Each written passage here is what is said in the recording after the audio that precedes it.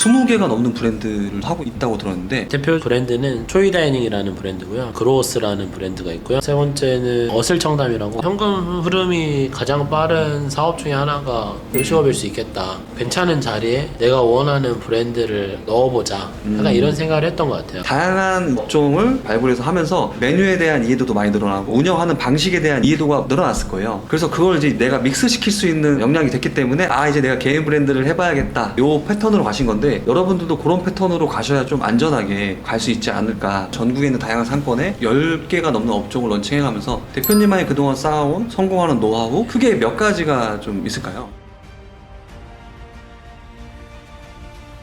멤버십 안내사항입니다. 다점포함TV 멤버십 회원이 되시려면 구독 후 옆에 가입 버튼을 눌러주세요. 멤버십 회원은 비공개 영상과 프리미엄 자료, 사업 고민 상담을 받아보실 수 있습니다. 반갑습니다. 다점포함입니다. 오늘 제가 모신 분은 전국의 매장을 30개 넘게 운영하고 있는 분이고 직원 수도 200명이 넘어가고요. 오늘 이분한테 직영점을 어떻게 잘 확장할 수 있었는지, 또 다양한 브랜드를 잘 기획하면서 성과를 잘 낼 수 있었는지 그런 노하우를 전달드릴 수 있는 시간이 될 것 같습니다. 안녕하세요. 저는 SPM이라는 회사를 운영하고 있는 최석민이라고 합니다. 현재는 브랜드를 한 23개 정도 운영을 하고 있고요. 직영점이 한 30개 정도 되고 가맹점이랑 이것저것 포함하면은 100여 개 정도 관리를 하고 있습니다. 20개가 넘는 브랜드를 지금 또 하고 있다고 들었는데 주력으로 좀 하고 있는 브랜드 네. 줄여서 얘기해 주실 수 있을까요? 대표 브랜드는 초이다이닝이라는 브랜드고요. 매장 수가 몇 개? 지금 23개 정도요. 초이다이닝은 지금 프랜차이즈 형태인가요? 아니면 직영점 형태인가요? 반직영 매장이 거의 대부분이고 직영이 거의 10개. 반직영은 같이 투자를 해서 만든 매장? 운영은 대표님 회사에서 하시나요? 아니면? 운영은 동업자가 이제 네. 동업자 같이 네. 하고 대신 이제 뭐 상권 분석이라든지 네. 마케팅이라든지 시스템 잡는 걸 좀 도와드리고 네. 있고. 순수 가맹점은 2-3개 정도. 최근에 가맹을 좀 확대를 해보려고 생각하고 있습니다. 안 했던 어떤 이유가 있으실까요? 어느 정도 확실한 검증 과정을 좀 보여드리고 믿고 따라오실 수 있게끔 하는 전략이 좋겠다라는 생각들을 했었고요. 일단 우리가 주요 상권에서 먼저 해보고 성공 사례도 있겠지만 당연히 실패 사례도 있을 건데 그런 것들을 어느 정도 경험해보고 그거를 바탕으로 이제 상권 분석이라든지 마케팅 전략이라든지 운영 전략을 가맹 점주분들에게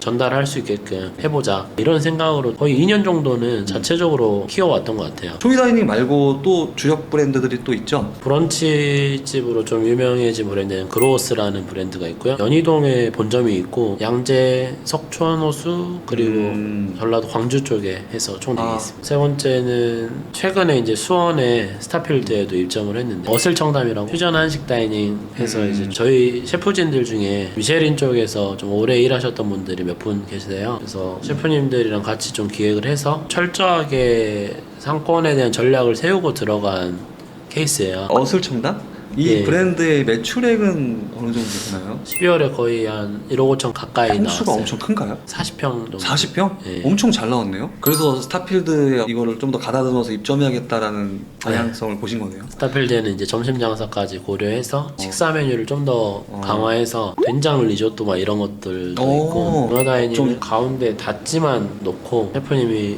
화로에 고기 구워주는 컨셉으로 저렴하게 오마카세 느낌으로 먹을 수 있다, 그러니까 이런 컨셉으로 기획을 했었는데요. 보통 우리가 장사라면은 어느 특정 한 업종에 전문성이 특화되거나 하는데 대표님은 되게 다양한 업종을 하실 수 있는 역량이 있으실 것 같아요. 지금 하고 있는 브랜드의 업종들을 좀 말해보시면. 저희가 분식도 하고 있고요. 브런치, 돈가스, 일반 양식, 일식, 한식 다이닝, 한식 포차도 했었고 중식도 하고 있고요. 오마카세 고기 다이닝도 하고 있고 커피도 있습니다. 네. 거의 웬만한 모든 분야는 다 하고 있는 것 같아요. 다양한 브랜드를 하고 있는 대표님의 노하우를 오늘 좀 들어봤으면 좋겠습니다. 장사를 또 시작하게 됐는지랑 어떻게 다양한 브랜드를 기획하게 됐는지 짧게나마 얘기를 들어봐야 될 것 같아요. 외식업 분야에서 일을 해본 적은 한 번도 없어요. 원래 제가 사업을 하고 싶었어서 다양한 경험을 쌓는 중에 강의나 이런 거 기획하는 것들을 이제 했었었는데 우연치 않게 공간을 가지신 분이 제안을 주셨었어요. 교육 콘텐츠를 만들어서 사람들을 오게 해서 이제 카페를 활성화시켜야 되는 약간 그런 개념이었는데 사람들을 오게 하는 모든 노하우는 그때 배웠던 것 같아요. 거기서 이제 공간을 브랜딩하고 사람을 모으고 매장을 활성화시키는 거에 대한 기초 감각을 그때 눈에 뜬 것 같아요. 그 다음에 이제 대표님이 또 박스퀘어라고 이화여대 앞에 노점이 한 30 몇 개 있거든요. 그 사람들을 이제 자영업자로 전환시키는 프로젝트를 했었는데 거기에 이제 제가 총괄 MD 역할을 맡게 돼가지고 그때 막 외식하는 분들 많이 만나서 도움 요청도 하고 건너서 홍석천님도 알게 돼서 컨설팅도 해주시고 이현복 셰프님도 오셔서 컨설팅 해주시고 그때 저도 이제 외식업에 대해서도 많이 배우고 공부하고 또 외식업계에 있는 또 많은 분들 알게 돼서 그때 어떻게 보면은 외식에 대해서 좀 눈을 제대로 떴겠네요. 뜬 거거든요. 그 근처에 이제 와플집이 하나 있었거든요. 그거를 우연치 않게 그냥 인수할 수 있는 기회가 생겼어서 일매출 한 30 정도 나오는 와플집이었는데 두세 달 만에 거의 5배가 올랐어요, 매출이. 다른 뭐 마케팅적인 활동을 한 게 있었나요? 전혀 없었습니다. 말 그대로 항아리 상권이기 때문에 입소문이 굉장히 중요했는데 같이 그 매장 했던 친구가 CS에 약간 좀 달인 대학교 내에서 소문이 난 거예요. 진짜 거짓말처럼 매일 줄을 섰어요. 그래서 그때부터 외식업 쪽으로 적극적으로 좀 보게 됐었는데요. 이제 친한 지인 중에 연남동에 돈가스 브랜드를 하는 친구가 있었어요. 그 매장도 되게 잘 됐었거든요. 거기가 2호점을 이제 오픈한다고 해서 거기에 이제 제가 제 지인들이랑 같이 투자를 했어요. 그 매장 초기 확장은 제가 다 한 것 같아요. 초이 인터내셔널이라는 법인회사를 만들어있던 시점? 그때가 있었을까요? 그렇게 하면서 제가 느꼈던 거는 스터디 카페는 공간이 넓은데 좌석을 파는 시스템이다 보니까 남는 게 한계가 있더라고요. 4평짜리 와플집은 테이크아웃이 활발하게 이루어지니까 매출도 매출이지만 순이익이 엄청나게 많이 남았었어요. 근데 돈가스 브랜드에 또 투자를 하고 같이 운영하면서 매출 규모가 일단은 달라지고 매출이 잘 나오니까 당연히 순이익도 높고 하다 보니까 현금 흐름이 가장 빠른 사업 중에 하나가 요식업일 수 있겠다 이런 생각을 많이 했어가지고 괜찮은 자리에 내가 원하는 브랜드를 넣어보자 약간 이런 생각을 했던 것 같아요. 그때 회사를 이제 설립을 하고 해피치즈 스마일 네. 그거를 제가 이제 연남동에 오픈한 거예요. 분식 팔아서 초반에는 거의 1억 가까이 야, 그게 또 잘 돼서 또 계속 뭔가를 했겠네요. 네, 해피치즈 스마일 확장하기도 하고 다른 카츠 브랜드를 하나 가져와서 런칭했었는데 1억씩 팔고 잘 만들어진 브랜드를 좋은 자리에 넣었을 때 잘 되는구나라는 걸 좀 느끼고 이제는 내가 좀 브랜드를 기획해보자. 이제 내 거 해보자.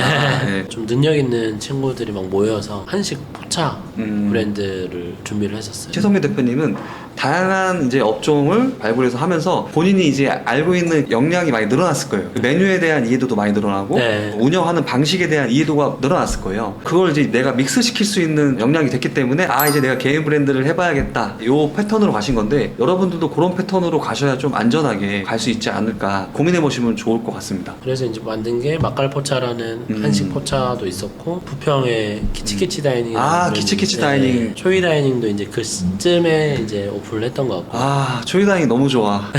초이 다이닝 진짜 기획을 너무 잘한 것 같아.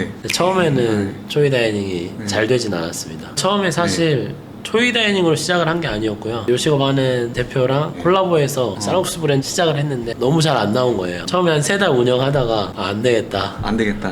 다시 리브랜딩 해야 될 것 같다 해가지고 그 친구 지분을 다 사온 다음에 지분을 다 사오고 네, 인수한 다음에 퓨전. 두 번째는 일식은 이제 여성들이 대부분 좋아하는 메뉴이기도 하고 면류나 튀김류 조합에 토마키 같이 이제 판매를 하면은 20, 30대 여성 타겟으로 했을 때 굉장히 잘 될 것 같다. 둘이 와서 3개까지도 시킬 수 있는 메뉴 구성이 될 수 있을 것 같다라는 생각을 했었어요. 그때 당시에 저희 이제 본사에 메뉴 개발 역량이 좀 부족했어요. 주변 지인들한테 부탁해서 토마키 메뉴 만들고 파스타 라인업 짜고 처음에는 오토마키 한 종류랑 파스타 3종, 덮밥 3종 이렇게 런칭을 했었어요. 생각보다 반응이 그렇게 좋진 않더라고요. 그래서 좀 더 개선한 게 이제 대중성 있는 메뉴들 만들고 마제소바 추가하고 돈가스 브랜드를 많이 했었다 보니까 이게 여기서 또 믹스가 나오는구나. 제가 제일 좋아했던 이제 뼈돈까츠를 도입을 해서 2차 런칭을 했는데 매출이 3월달까지 3, 4천 나오다가 4월달부터 갑자기 9천이 나왔어요. 3배가 올라버리니까 오픈런이 몇십 미터 뒤까지 있을 정도로 방송 나왔나요? 아니요, 콘텐츠 하나가 터졌었어요. 네. 바이럴 되게 많이 됐나 보다. 네.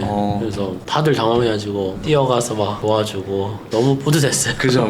더군다나 안 되던 거를 다시 살린 거잖아요. 리뉴얼, 메뉴 개편 이런 걸 통해서 매출을 우상향시킬 수 있다라고 생각하시고 있나요? 제가 스터디 카페를 하고 좀 잘 되니까 확장을 하고 싶잖아요. 근데 사실 스터디 카페를 하나 더 차리려면 몇 억은 들어갈 것 같은 거예요. 어떻게 하면 좋을까 고민하다가 망한 매장 살리기를 해보자 해가지고 히터팬이나 카페나 카페에서 올라온 매물들 있잖아요. 위탁으로 2군데 정도 컨택을 했었어요. 그때 이제 깨달았던 게, 결론만 말씀드리면 정해가는 매장을 되살리기는 진짜 엄청난 에너지가 들어간다. 초이다행이 진짜 말도 안 되는 케이스였던 것 같아요. 물론 이제 아예 업종부터 해서 인테리어, 뭐 디자인 모든 걸 바꿨기 때문에 잘 될 수 있었다라고 생각을 하는데, 안 돼가는 매장을 잘 되게 하기 위해서는 모든 걸 다 바꿔야 된다. 물론 이제 가장 중요한 거는 식당이니까 메뉴가 가장 중요하겠지만, 소비자들이 관심 가질 만한 메뉴가 있는지, 이게 입소문이나 바이럴이 많이 돼서 나도 저 먹어볼래 하는 그런 요소를